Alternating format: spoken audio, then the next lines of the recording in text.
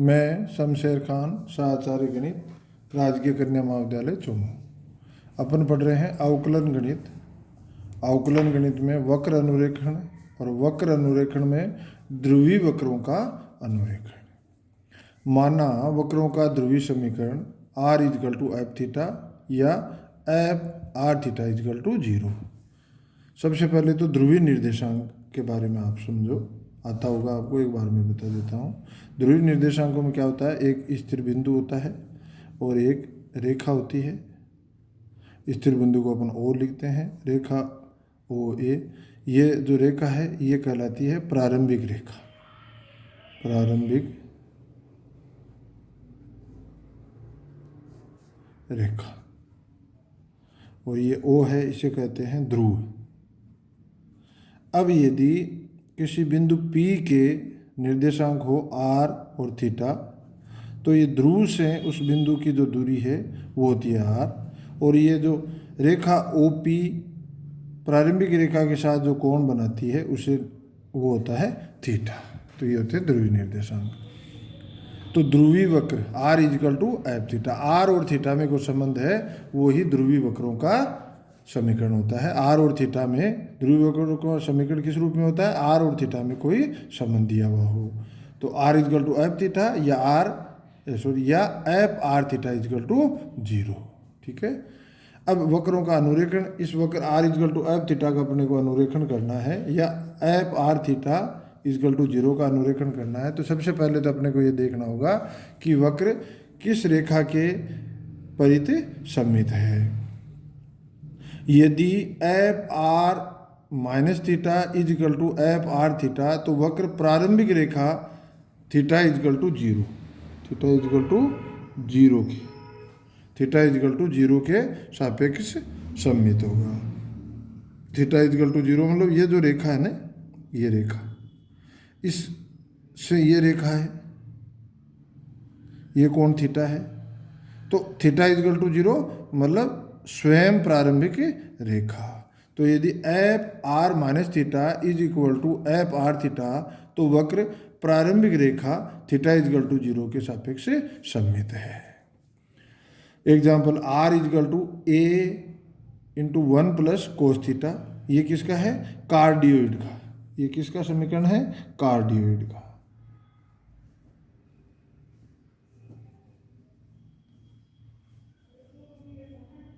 Cardioid, हृदय आप कहते हैं इसे, कार्डियोइड। तो ये r is equal to a 1 plus cos theta cardioid का समीकरण है। और इसमें यदि अपन थीटा इजकल टू थीटा की जगह माइनस थीटा पुट करें तो भी यही समीकरण रहेगा।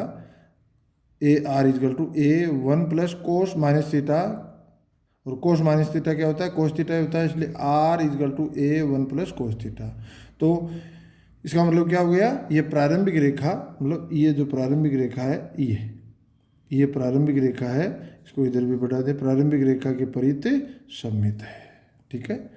यदि f r pi minus theta is equal to f r theta, तो वक्र theta is equal to pi by 2, theta is equal to pi by 2 मतलब इस रेखा के ये थीटा इजकल टू 0, तो ये रेखा हो गई, इससे ये रेखा हो गई theta is equal to pi by 2। तो theta is equal to pi by 2 के परित सममित है। Example r is equal to a cos theta, तो इसमें थीटा इजकल टू 0, ये theta is equal to pi by 2, theta is equal to pi. तो यहाँ अपन यदि थीटा की जगह पाई माइनस थीटा करें तो ये समीकरण अपरिवर्तित रहता है। इसका मतलब ये समीकरण theta is equal to pi by 2 के, ये वक्र समीकरण नहीं, ये वक्र theta is equal to pi by 2 के परित सममित है। यदि f minus r theta is equal to f r theta या f r theta plus pi is equal to f r theta, मतलब दोनों कंडीशन है कि आर की जगह माइनस आर रखें और वापस, तो मतलब समीकरण दिया हुआ समीकरण अपरिवर्तित रहे, या थीटा की जगह थीटा प्लस पाई रखें फिर भी दिया हुआ समीकरण अपरिवर्तित रहे, तो वक्र ध्रुव के सापेक्ष सममित होगा। तो वक्र ध्रुव के सापेक्ष सममित होगा। जैसा वक्र ध्रुव से इधर है वैसा का वैसा ध्रुव के इधर होगा। ठीक है, तो ये जो रेखा है ये थीटा पे है और ये थीटा प्लस पाई, ये थीटा तो ये और ये पाई, तो थीटा प्लस पाई। तो अगर ये स्थिति हो कि एफ आर थीटा में आर की जगह माइनस आर करें तो वक्र का समीकरण अपरिवर्तित रहता हो, या थीटा की जगह थीटा प्लस पाई या पाई प्लस थीटा करें तो भी वक्र का समीकरण एफ आर थीटा ही रहता हो, इसका मतलब वक्र ध्रुव के परित सममित है। यदि f r pi 3π/2 minus theta is equal to f r theta, तो वक्र रेखा थीटा इज इक्वल टू 3π/4 के सापेक्ष सममित होगा। हालांकि ये जो ये कंडीशन है डी नंबर डी पे जो कंडीशन है इसका ज़्यादा अपना उपयोग नहीं होता, फिर भी अपने को ध्यान होना चाहिए कि थीटा की जगह 3π/2 माइनस थीटा करें फिर भी वक्र का समीकरण अपरिवर्तित रहता हो, तो इसका मतलब वक्र थीटा इज इक्वल टू 3π/4 के सापेक्ष सममित है। कार्तीय रूप में देखें तो रेखा y is equal to -x के परित सममित है, ये याद रखना है। ये कंडीशन अगर अप्लाई होती हो, सत्य ये इसको संतुष्ट करती हो इस कंडीशन को, तो वक्र y is equal to -x जो कार्तीय रूप में रेखा का समीकरण है उसके परित सममित है। अब ध्रुव theta is equal to alpha के लिए थीटा का मान मतलब थीटा का मान एल्फा हो तो theta is equal to alpha के लिए r is equal to f alpha is equal to 0, मतलब f r is equal to f theta और थीटा की जगह एल्फा करें तो इसका मान 0 हो तो वक्र ध्रुव से गुजरता है तथा theta is equal to alpha ध्रुव पर स्पर्श रेखा है।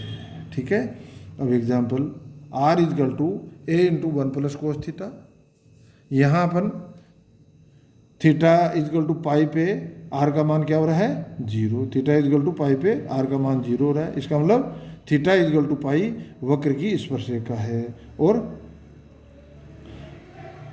थीटा इज इक्वल टू पाई पर 0 हो रहा है, मतलब थीटा के किसी भी मान पे यदि आर का मान 0 हो रहा है इसका मतलब वक्र मूल बिंदु से गुजरता है, मूल बिंदु से गुजरता है मतलब ध्रुव से गुजरता है। और ये देखो स्पर्श रेखा हो गई, ये क्या है थीटा इज इक्वल टू पाई इसकी स्पर्श रेखा हो गई। ठीक है, अनंत स्पर्शी यदि वक्र का समीकरण ध्रुवीय रूप 1/r is equal to f theta हो तथा समीकरण का वक्र के समीकरण का ध्रुवीय रूप 1/r is equal to f theta हो तथा f theta is equal to 0 का एक मूल एल्फा हो तो इस वक्र की अनंत स्पर्शी होती है r sine theta minus alpha is equal to 1/f dash alpha. ठीक है, तो इस वक्र की अनंत स्पर्शी क्या होगी आर, अगर वक्र का समीकरण दिया हुआ हो ध्रुवीय रूप में 1/r is equal to f theta तथा f theta is equal to 0 का एक मूल, मतलब किसी एक थीटा के किसी मान के लिए f theta is equal to 0 हो रहा हो तो ये एल्फा जो जिसके लिए ये संतुष्ट हो रही हो या इस समीकरण f theta is equal to 0 का एक मूल एल्फा हो तो स्पर्श अनंत स्पर्शी का समीकरण क्या होगा r sine theta minus alpha is equal to 1/f dash alpha होता है। ठीक है, वक्र पर बिंदु वक्र के समीकरण में